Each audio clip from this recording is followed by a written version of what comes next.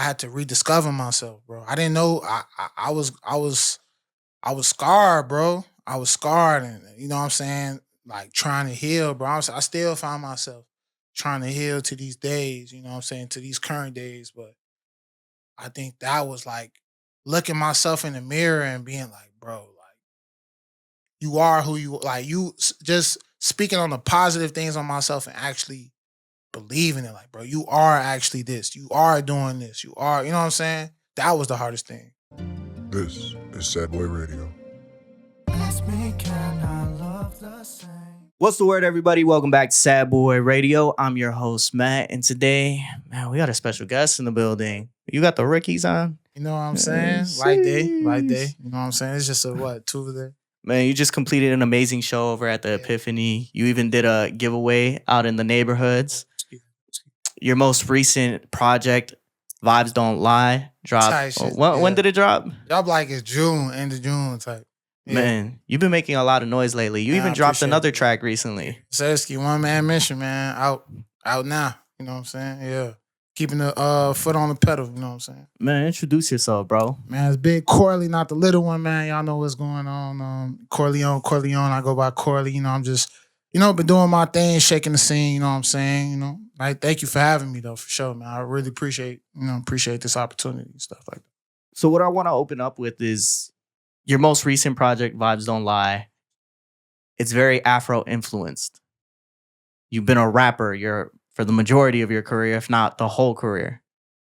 Why was it so important for you to highlight your culture in this way? Afro beats now more than ever in this time, in this day and age, I feel like it's been speaking to me more and more. You know what I'm saying? Like just seeing how Afro beats been rising, it's definitely been an influence, especially going back to Nigeria too. I just spent a month in Nigeria like last year. So when I went and spent a month there, just seeing like that plus just having the discernment for the timing and stuff of Afro beats right now, that's what influenced like this project right now. You know what I'm saying? What was it about your trip to Nigeria that made you realize you had to spotlight this culture? It just made me grateful, bro, because it's like in Nigeria, they don't have what we have out here. Like doing stuff like this is like, it's times 1,000 because people don't even make what the type of money we make out here. Like our currency weighs so much more than out there. So I see how they like go about things and stuff like that. So like just seeing the struggle of how they come about just doing things out there and surviving out there made me like super lock in. Did it remind you at all about the way that you grew up, or were you comparing and contrasting it? It reminded me how I grew up, but I honestly can't say I went through what they went through out there, because you know what I'm saying, they don't like Nigeria is very, very like I would say survivalist. You know what I'm saying? Like people don't have the resources or like the living standards. The way we live out here is not the same as Nigeria. People have way less, but they live day to day with way less than what we have out here and still able to go about things a certain way. So it like I can't say that. I was definitely comparing, and that's what made me like grateful. You know what I'm saying? Because I see how they living out there with way less, but they way more grateful and spiritual out there. So you seen the struggles that they had to go through. What was the toughest struggle that you had to go through? I ain't gonna lie, self-confidence, believing in myself, and yeah, I think self-confidence was like the biggest thing I dealt with growing up, because I was like always too American for like the African Americans, and I was like I'm too American for the Nigerians. So I always been in like my own little bubble, my own little space, trying to figure out where I like just stood in general in society. So I would say like that was a big struggle for me, like just being comfortable in who I am, my skin, my culture, you know what I'm saying? Feeling like not feeling too weird, like too cliche, trying to force anything, you know what I'm saying? So I say like that was I think that's a struggle that a lot of people face when they're dual cultured, right? Think so? I think so because, I mean, I'm a white ass Mexican. I'm not gonna lie, but what you mean by white ass Mexican? I'm a white ass Mexican, bro. You gotta break that down. Exactly what you think it means. You think about Mexicans, and then you think about the Mexicans that don't know shit, right? Like I know shit because I have Mexican family members. But my Mexican family members look at me like the outsider. They're like, oh, this dude's not Mexican for real. Bro, are you talking right now? So that's what I'm saying. Like, it's something that happens a lot when you're dual cultured, that one side of the family looks at you as you're too white, you're too American, and the other side looks at you as like you're too Mexican or some shit. I don't think I ever really got that, but I was also like, my mom's side is a whole different story, right? So like, I was just talking about this. I feel like it's a second kid thing, man. I feel like when you're yeah, but I feel like when you're the second child, you're always looked at as the trouble one, right? Ah, So it was me, my brother who's older, and then my 2 younger sisters. yeah, My brother's pretty much like he follows the rules, goes by the book. Yeah, Like for sure. I follow the Yeah. rules. I go by the book in systems like the school system, Yeah. you know, judicial, all that Yeah, shit. yeah. But when it came to being at home, I was a little bit more like, all right, I'm A rebel. You was a rebel of the family. I'm gonna go outside. I'm gonna go do some shit I'm not supposed to. But I come home and I got A's and B's. It's all good. But because my family hears the stories from my parents, they look at me like, oh, he don't listen. Now that you broke it down, I ain't gonna lie, like, I didn't realize how many people are like can relate to like how I felt. So the fact that you just said that right now, like, you really like we not too far from each other. You know what I'm saying? What do you feel like it took for you to finally feel comfortable in your own skin in that sense? Getting older, getting wiser, going through things. You know what I'm saying? Who gonna live their life like just being scared to be them? Like I know not for me personally, I couldn't live my life. I couldn't grow, become older and older and still like scared and still timid. Like I always, you know, always felt and wanted more for myself. So I knew like I had to embrace who I was. So I'm not finna live my life scared. I'm not finna live my life hesitant. And you know what I'm saying? Scared to embrace who I am. What do you mean by that? In what ways did you want more? In what ways did you see more? I always had high expectations for myself.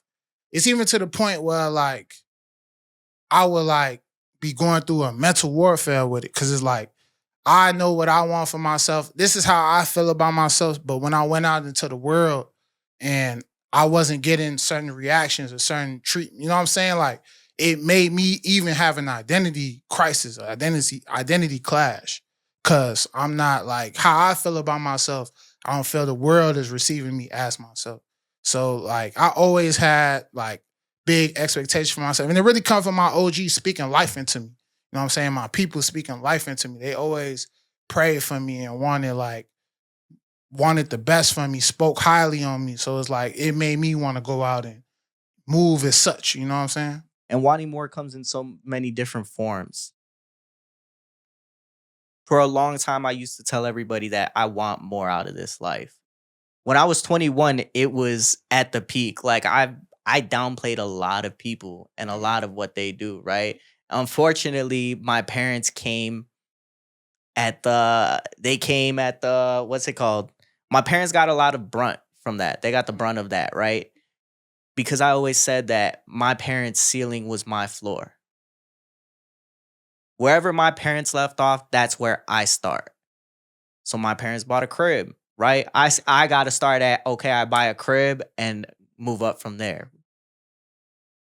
And for that was their life goal. For me, that's supposed to be my life standard. And then I have to build off of that. I need more. I always wanted more. And when I started this, I always looked at it as this is going to get me to where I want to be. But I think the hard thing is maintaining that passion, maintaining the goal, maintaining the fire, because you do something for so long and you don't necessarily see the results that you wanted within that first year, within that second year, within that first 5 years, right? Yeah, for sure. And you become complacent. You settle for certain things that you never thought you would settle for until something shows you that I need to go make a way. You talking to the choir right now. I ain't gonna lie, like spitting. That's facts. So when you say that you want more, what is it you want? I just want more out of life as far as like satisfying my inner child, satisfying like everything that I said I was gonna do when I was young and seeing like the struggles my peoples go through now. Like that and even the American standard, like, I feel like America's a capitalist country. We all know that. So it's like you're wired to want more because it's always a new ceiling. Like, for instance, I even just did a show, like, we probably might get into that later. Like, and during the show, I'm still learning to appreciate that. Like, I'm still learning to appreciate bringing out selling like 100 tickets, bringing out 100 to 130 people. Like, I'm still learning to appreciate that because in America in general, we are taught to want more, to you know what I'm saying, like, to not be satisfied, always climb up, climb up, climb up, climb up, do more, do more. So it's like when I say I want more, bro, I ultimately what that means is like I just want to everything I said and everything I said I was gonna do when I was younger. I want to accomplish that, bro. Like, as far as taking care of my peoples, being like, taking care, like showing love to the world. You know what I'm saying? Giving back, just things of that nature. Like, when I say I want more, I just want to do more. You know what I'm saying? That's all I can really think about right now. I know I gotta sit down and kind of ponder on it a little more, but when you say I want to do more, I know it just mean like I want to accomplish more. I think the scary thing is that you don't really know what it is that's going to make you happy and fulfilled at the end of the day. Because everything that you chase, everything that you seek, it's all an idea of what you believe is going to make you happy. So a lot of the times what I tell people is I was able to take this to Puerto Rico. In Puerto Rico, I'm sitting in the B&B, I'm sitting on the beach, I'm looking at all these beautiful things out there. And it was like at that moment I realized every single thing that I had to sacrifice to get here. There's certain relationships that I'm like, damn, I'll never have that back because I threw it away for this. And at that time, I believed anything I had to do to make this successful was going to make me happy. And I think that was the moment that made me realize, like, you need the people that you love around you when you're being successful. When you succeed, having those people is what's going to make that moment 10 times better. Because you know what I was doing in those moments? I was calling my friends. I was calling my homies who I don't talk to often. My homies were calling me. And again, like I said, I haven't talked to these people in a while. So for them to be calling me at those moments when I'm, doing some shit like that, it's like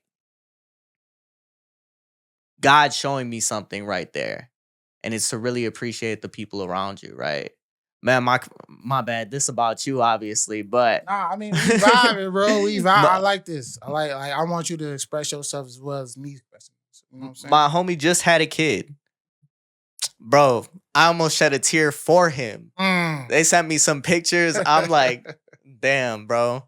I couldn't believe that shit, honestly. Again, when you receive all those things, when you earn everything that you hope for, I think that's the moment that you really realize, like, I need more of a specific thing to make me happy. But shit, it took me 4 years to figure that out. There's never no date on it, man. We always learning with life. We're always a student of life. Let's take it back a little bit, right? You were able to pack out the venue off your Afrobeats album. But for a long time, you were doing primarily hip hop. Mm-hmm. Yeah. Recently, you switched back with your song One Man Mission.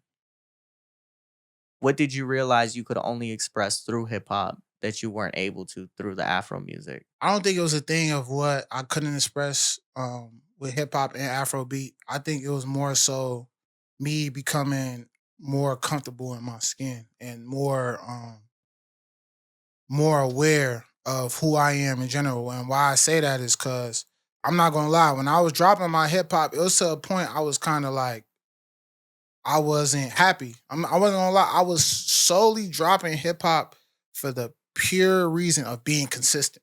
I wasn't happy, bro. I was getting tired of it, bro. You know what I'm saying?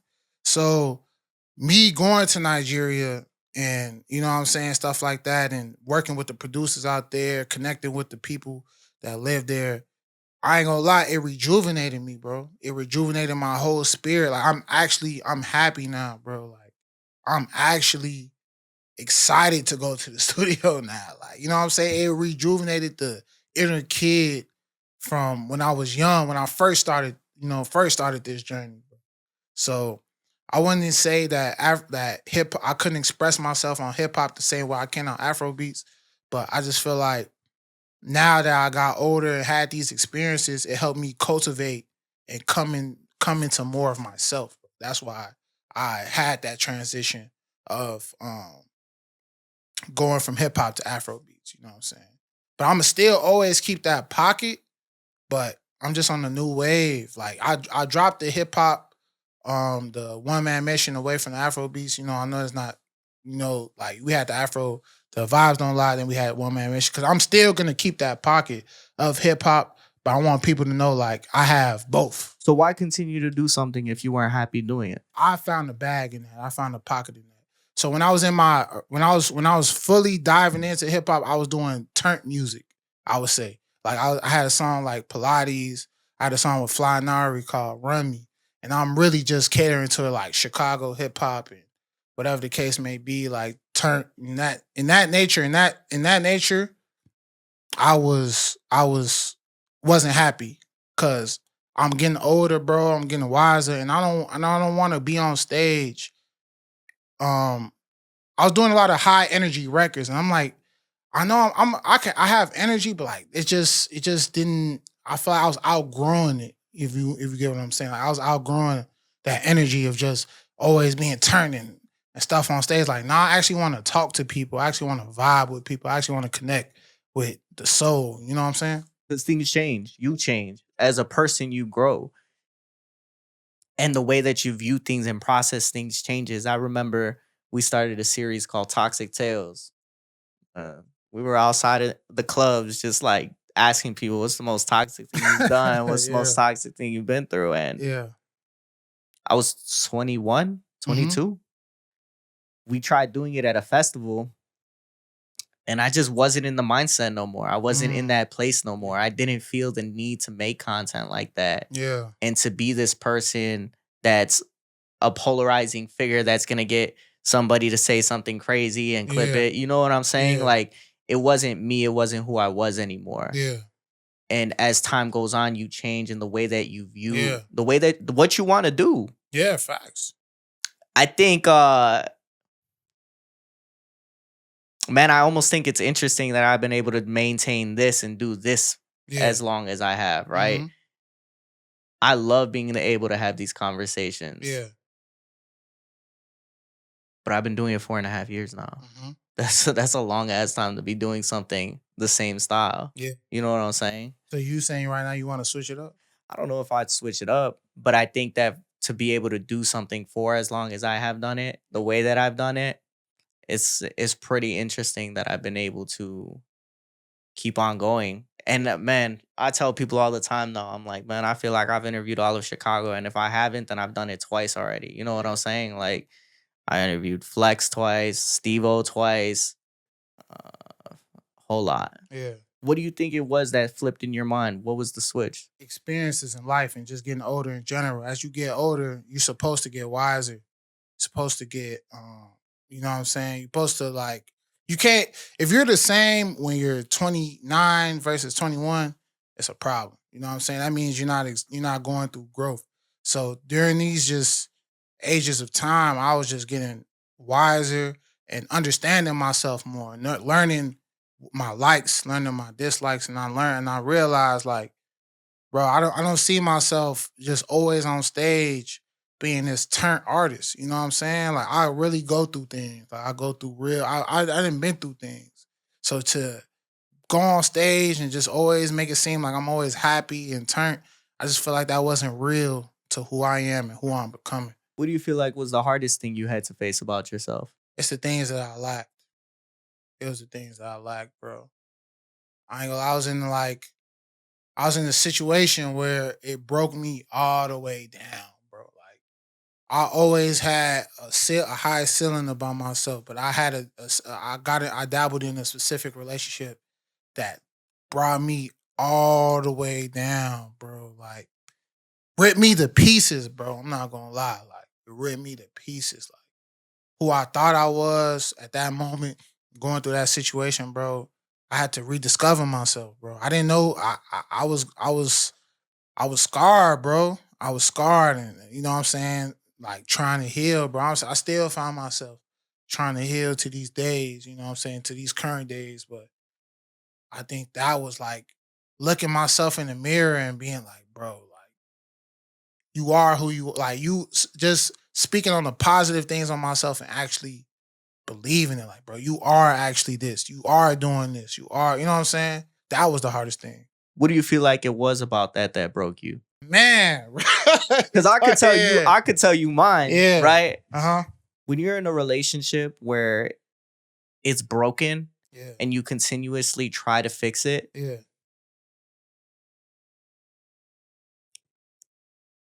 it's literally like going crazy. Like Mhm. you know the problem, you see the problem, and you still think that, man, I could fix it. Mm-hmm.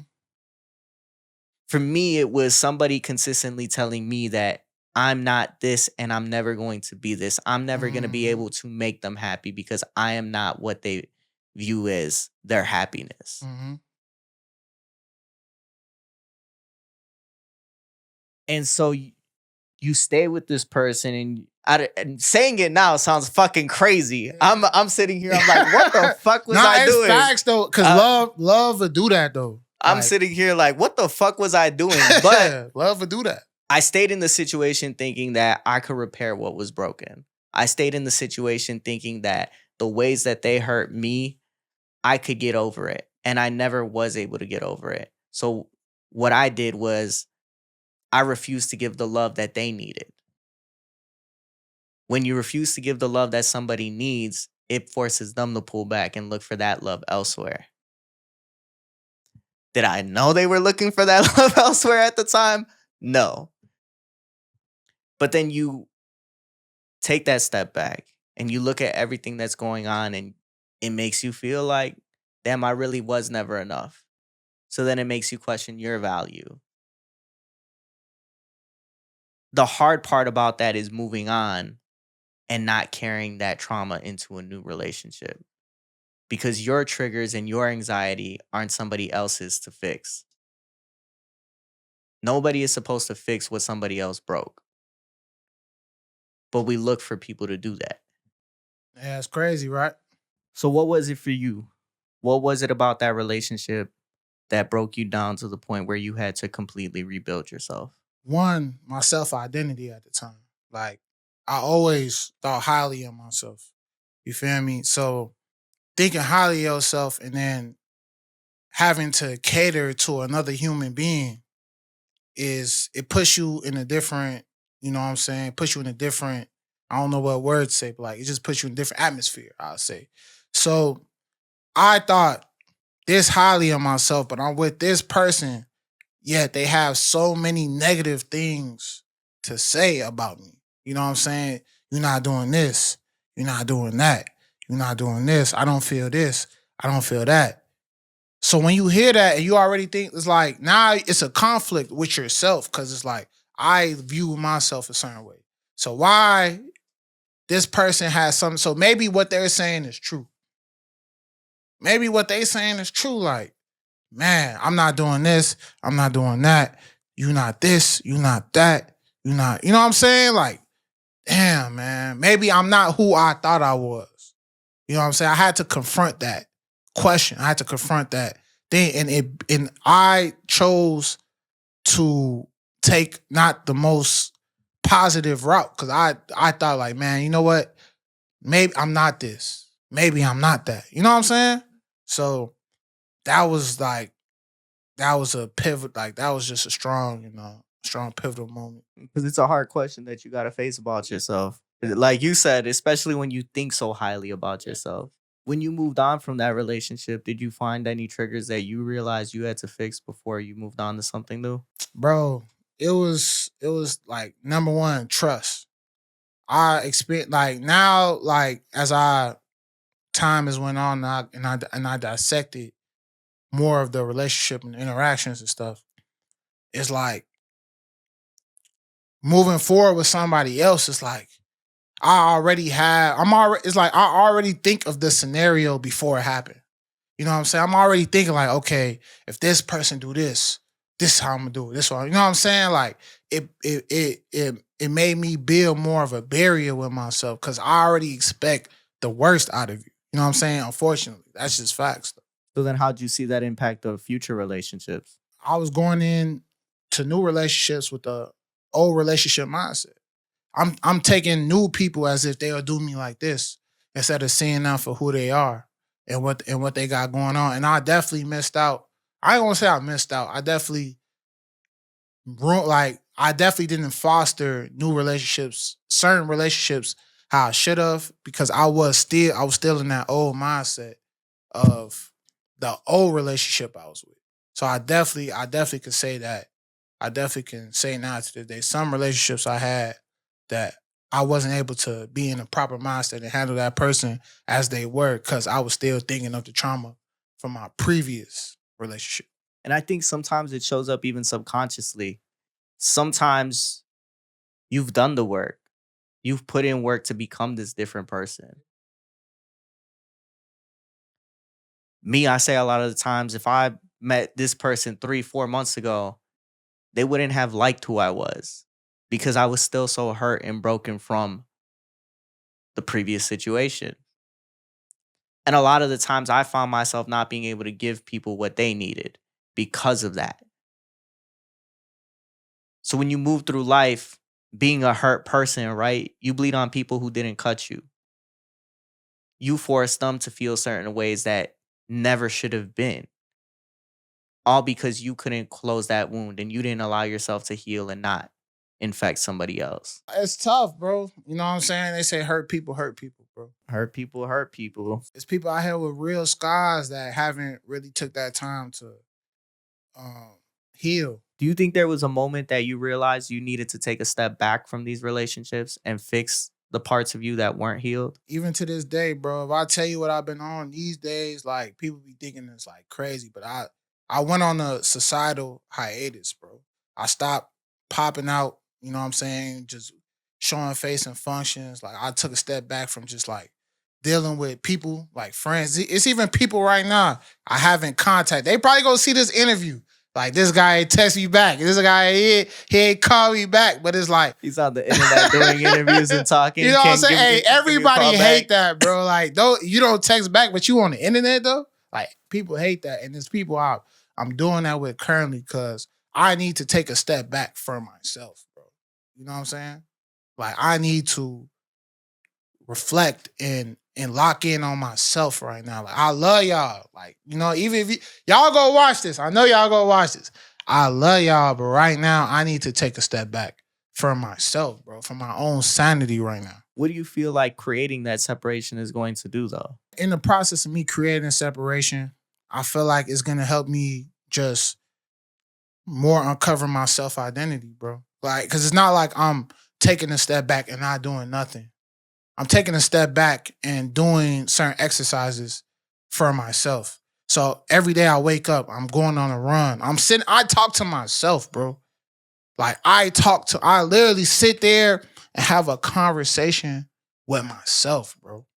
You know what I'm saying? And I realized, like, wow, like, bro, I'm the really, you literally the realest person you know. Who better to know you than you? Like, I'm doing these exercises and doing these steps in my lonely to make sure when I do come back, I'm a better person and I'm more equipped and I'm more sharpened to handle certain things. You know what I'm saying? So what is it you're looking for within yourself? I'm looking for joy. I'm looking for peace. I'm looking for happiness. I'm looking for strength. I'm looking for a confidant, like within myself, though. You know what I'm saying?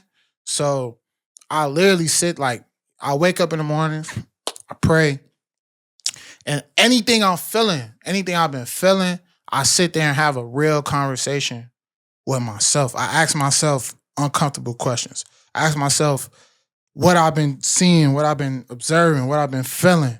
And I really sit there and get to the bottom of it. Why do you feel like you haven't found that yet? Because I didn't take the time to cater to myself. I was so, like, bro, the type of person I am, bro, I was so focused on uplifting the next person, especially in my community, in my tribe. Like I was putting them before me. I'm putting how they feel before how I feel. That's just how I naturally am in general, bro. Like if I fuck with you, bro, and you in my community, you in my if I consider you my tribe, I naturally pour into you.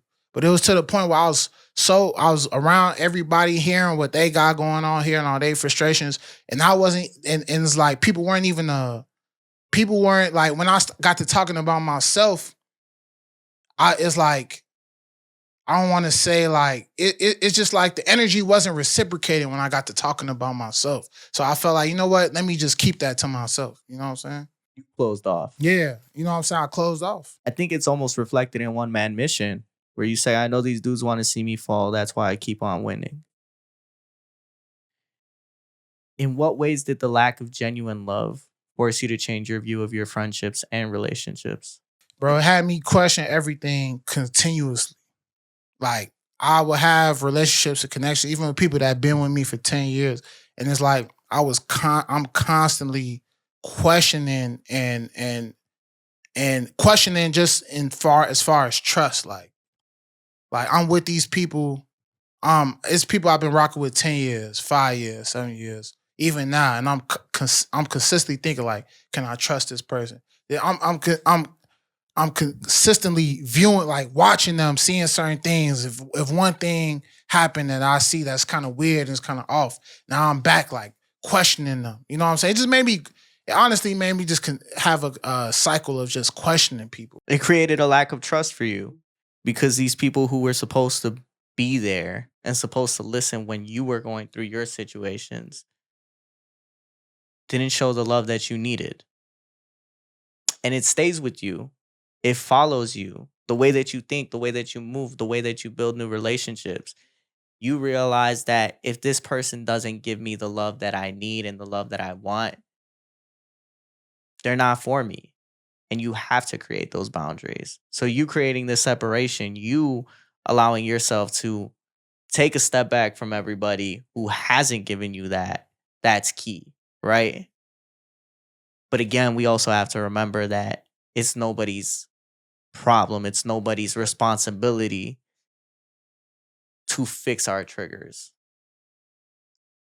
But it's your decision to remove yourself because of those triggers. It's nobody's responsibility to deal with my trauma, deal with our problems in general.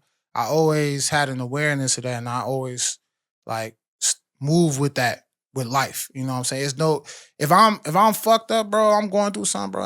I'm not the type of person to put my burdens on anybody, bro. Do you feel like that's created resentment towards people for you? Certain people, certain things, like certain things, I could say like, yeah. Such as?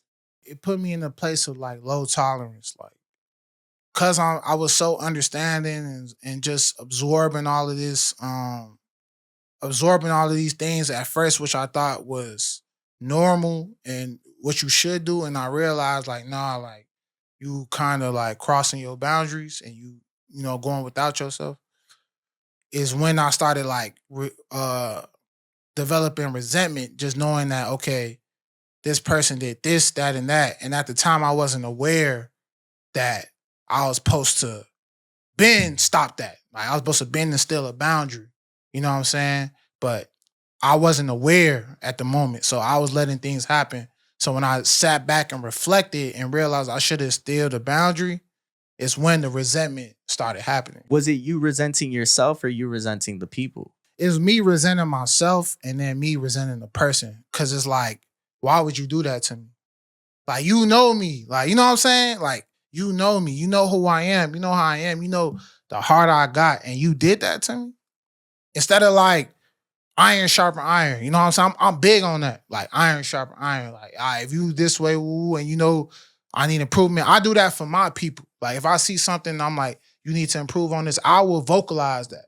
So the fact that people, like, things were happening and people didn't do that with me, bro, it made me feel away, bro. I ain't gonna lie. I felt the way, bro. I was blue. I was blue, bro, for real. I had a lot of resentment towards people when I first started this Break it down. because they didn't check in. I'd come on the internet every week This went on for at least 20 weeks. The first 20 weeks where I would come on and I would say everything that was going on in my life, all the problems I had, relationship problems, losing family members, because it was just coming out of COVID. So, you're dealing with loss, you're dealing with loss of relationships because they just ended and that person's still alive, and you deal with loss from people who died, and you deal with the effects of that afterwards within your family, right?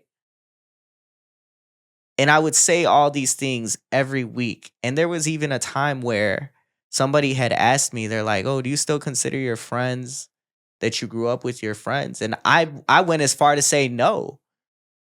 Because at that time I didn't feel seen by them. I didn't feel like they still had me in their thoughts. They didn't have that love for me that we had when we were younger.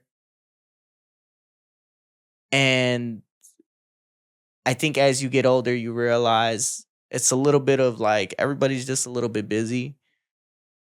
But at that time, I wanted somebody to reach out. I wanted somebody to realize, like, hey, this person might actually need something. And I'm just completely ignoring what's going on. Because when you come on the internet, when you put it in some form of art, like, I don't know, it goes over people's heads and they don't believe that you're going through it. So are you the strong friend out of your group? You the person everybody goes to? Nah, man, I don't even really think that. I think we all kind of just deal with our things in private. But there are times where like I sit down with them and we chop it up and we have a long ass conversation. But I think at that time I just needed somebody to listen to what was going on, and nobody was around for that. So creating a podcast where I get to, Sad Boy Radio, I get to say whatever the fuck I want. It just kind of was like, bro, that's what we're gonna do. Yeah. And then you introduce new people to your life and they support it, but they still don't understand. Man, you know how many people I had tell me like, "Oh yeah, are you still doing that? Like, it's just a hobby, right?" I'm like, bro, I put way too much effort into for it to be a hobby. People still do that though. People gonna be asking me like, "Are you still doing music?" I'd be like, "Bro, how don't you like? Come on, man. Look at my page, bro. Like, you obviously not tapped in if you gotta ask me, am I still doing it?" When it comes to these feelings of resent and these feelings of anger and being upset with people who haven't checked in, have you had that conversation with them to rebuild that? Nah, bro. I haven't. Cause it's like, I don't know why. It feels like, just being a man, bro. Like, I feel like I just deal with manhood, bro. Like, just like it feel weird to communicate that, like certain feelings, bro, with people, because it seemed like it just feels too weak, bro. You know what I'm saying? Like, I've been conditioned that way, bro. I grew up with an OG who had to play the father role, bro. I ain't gonna lie, my OG always had tough love, bro. Like, that's how we grew up. Like, I remember the time, it no matter if I broke my leg, even when I got in a car accident, I almost died, bro. Like, I got out the hospital, my OG, you driving. You know what I'm saying? Like, you driving, like, get in the car. You drive, like damn, like, you know what I'm saying? So just having that and being conditioned to be that way, I never really like express myself to like my friends, let them know like I feel it because I don't know, it'll make me feel like, man, I'm like vulnerable and just weak. Just being a man, I always just took shit to the chin and kept pushing. You know what I'm saying? You seem pretty open about your emotions. You seem like you articulate them well. I'm articulating well because that's what's sad. Right? Like, we here, I'm talking to you. I can articulate. Articulating is not the problem, but how do you get to the point of being able to articulate those emotions well when you come from a situation where it's frowned upon, basically? Bro, what you lack at home, you're gonna search in society for. You know what I'm saying? So I lack that at home. So I look for that in people, bro. You know what I'm saying? That's how I was able to articulate. And as I got older, I sharpened up and just become more aware of myself and dissected why I do certain things. That's why I know why I do certain things as far as like, to get to this point to articulate how I feel. Articulating is not my problem. I will tell you how I feel. But like it has to be like if somebody doesn't ask for it in certain situations where, again, like I said, I feel like just as a man, I'm not comfortable with addressing. I'm just gonna keep it to myself and take it to the chin. But I have no problem. If you come and ask like how you just asked for that breakdown, I'm gonna tell you the breakdown. So you mentioned that there's some things where you know that you lack, you know that you fail. What are those? So it's certain relationships I had with people that just went to the dust because I didn't articulate how I felt, bro. And I didn't, you know what I'm saying? So I would say I felt as far as that. I could have said something. But at the same time, bro, like it's just weird, bro. Like I'm a man, bro. Like I'm like being too emotional ain't never been my stilo, bro. Like, you know what I'm saying? It's always been, you feel this way, take it to the chin and keep pushing. I think it depends on who it is though, right? Because there's some people that you could reach out to and be like, bro, what the fuck? You know what I'm saying? Like your close homies, like I said, the homies that I grew up with, I could go talk to them. Nah, I could talk to some of them, right? But I had a homie who hit me up and he was getting all emotional on me. But I had just started hanging out with bro, and I'm like, bro, like, come on, bro. But he got emotional. He got emotional over some stupid shit. And I'm like, bro, are you fucking kidding me right now? Like, come on now. Basically, like you didn't connect with bro enough for him to even do that with you. Nah, I mean, we did, but for him to like, I don't know, bro. It was some weird shit. Yeah. It was some weird shit, honestly. I feel that. But anyways, Yeah. have you seen your relationships improve after taking this journey with mental health? Out of right now, I would just say like developing more respectable relationships, just with instilling boundaries within the relationships. Like for the people that was already here, that I still like started. It's new to them, me instilling certain boundaries and things. So it's some flack there, cause like people not used to you being that way. So now that you this way, it's like you know what I'm saying. It's some confliction.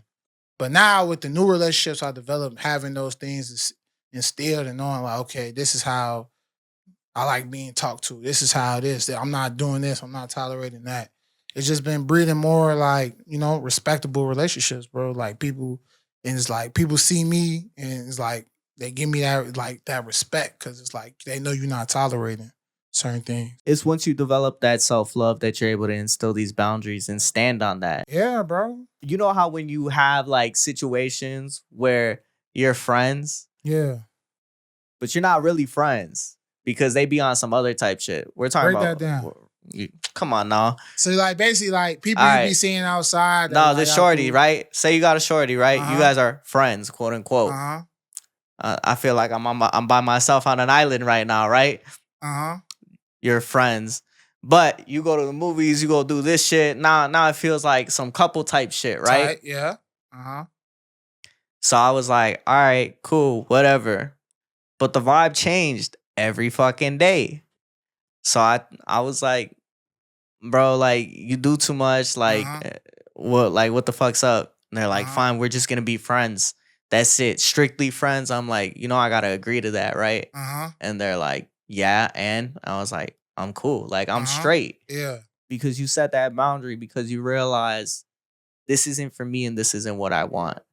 Just because you think that this is what you want and you're good with this doesn't mean I have to accept it. And you walk away. Yeah, and that takes some maturity, bro. So the fact that you even It took me 25 years to get there, bro.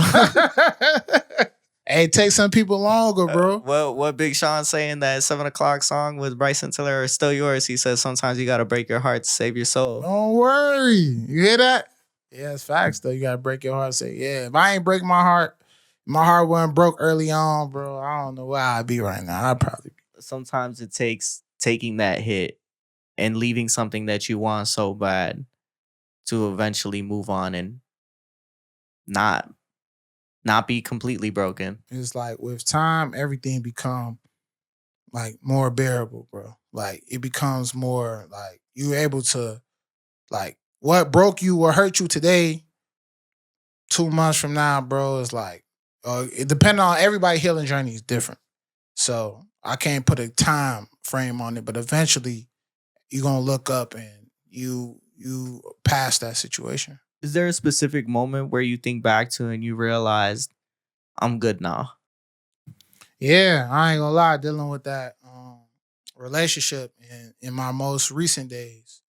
Now it's like I'm able to like I see this person and it's like I'm not phased no more. Like back then I used to see it be like, bro, it's like once I see her, I'm like, I'm reflecting on all the bullshit. I'm reflecting on this and that. Man, nah, bro, fuck her type shit. But then now it's like I see her, it's like, oh, she here? Why you keep showing up to places where you run into her? Bro, we got mutuals, bro. We got mutuals, gang. Like it's crazy. We got mutuals. It's bro. a good thing mine hated my friends. You said what? It's a good thing mine hated my friends. Ah, yeah, you lucky, bro. I got mutuals with my son, so they know. I know people gonna watch this. They probably gonna send this to her, but yeah, what it is, bro. With all the things that you've been through and everything that you've had to reflect on, what's the most important change you found within Corlie? I discovered grace for myself. I was so hard on myself, bro. Like the little things are happening, but it feel like I had the weight of the world on my shoulders. Like every mistake felt like a 100-pound weight on me. You know what I'm saying? So me applying that grace as I got older, bro, just man, bro, I just thank God, bro. For real, man. Like it's like now it's like if I was another person, I'd be able to hug myself and really like mean it. Like, bro, you good, bro. You good, bro. I discovered self-strength, bro. I discovered strength within all the trials and tribulations of this journey, bro. You know what I'm saying? So if anything I discover myself, like, bro, you an amazing person, bro. Don't ever doubt that, bro. You know what I'm saying? Do you think we'll be able to see more of this emotion in your music as you move forward? Definitely. This new project I'm working on. I'm gonna say the name off camera, but I mean, I want to say it now. I ain't gonna lie, but I'm gonna What's say the it name? off camera. I want to say it. It's like I'm When's the conflicted. project Right? dropping? When's the project dropping? Bro, it's still in the beginning phases. That's why I don't want to like overly say too much. Cause I just coming out vibes on lie. I'm not. What's the draft name? What's the first draft? Man, I'm gonna say it just for Sad Boy Radio, man. I'm gonna say it. It's called Protect Your Energy. Called Protect Your Energy, bro. And it's where I'm diving in. Like I already put a snippet up on my page, and that was like one of the first tracks. I got tracks where I went vulnerable. But this track is I know I'm actually gonna release it. So that was like one of my first tracks I feel like people gonna hear from me where I actually dive deeper into self. What's it revolved around? Diving deeper into this relationship trauma. Diving deeper into like myself battles, my mental battles. Like I want to do that with this new project I'm working on right now. So like this next project, we might have to run this back. You know what I'm saying? I'm gonna send it to you ahead of time, you know, once it's all said and done, bro. But this I want to address all my emotions, you know what I'm saying, on this next project. I'm dropping it for sure. What do you feel like was the most important thing that you addressed? Man, wearing my heart on my sleeve and dealing with those scars, bro. I feel like that was like an important thing, bro. Because if you know me, anybody like I view as my people, I'm definitely a person to pour into people, bro. And like I don't. It's hard for me to like to hide how I feel. If I'm not feeling good about something, if I don't like something, you can tell based off just looking at me and seeing how I react. I can't. It's hard for me to hide it. You know what I'm saying? So wearing my heart on my sleeve, bro, and dealing with certain things. My bad. It's so funny because I just had this conversation with my homie. You know how when you start talking to a shorty, you're not supposed to like show them you care. You're supposed to just be like, I don't give a fuck. And I'm like, bro, like this shit's so fucking crazy. I told my homie, I'm like, man, it's always. He's like, oh, what's going on? I'm like, man, you know, it's always complicated. It's either I care too much and they don't, or they care too much and I don't. And I'm like, that's sick though. I'm like, it's never just That's sick. straight. Like, it's crazy that you care, bro, but you can't show like you care. Like, ain't that crazy though, gang? He's like, oh, you fucked up. You showed you cared too much too early. I'm like, I know, bro. Come on. I was like, come on, bro. I already know I broke every rule. You know, that's crazy. That's crazy though. That's honestly crazy, but it's the way of the world. Like, it's crazy that like once you show that you care too much, it's people. You're cooked. You know what I'm saying? It's a wrap. You're cooked. Man, you got anything else you want to plug real quick before we wrap up, man? I mean, I plug my IG and stuff, man. Y'all can follow me at 1CORLIE. I just chatted up with my therapist right here. I'm a hood therapist, Yeah, bro. hood therapy, bro. This therapy, bro. You know what I'm saying? But other than that, man, just stay tuned. Hey, man, make sure you go ahead, like, comment, and subscribe. Make sure you go ahead and check out Corlie. Sad Boys for Real. Peace out. This is Sad Boy Radio.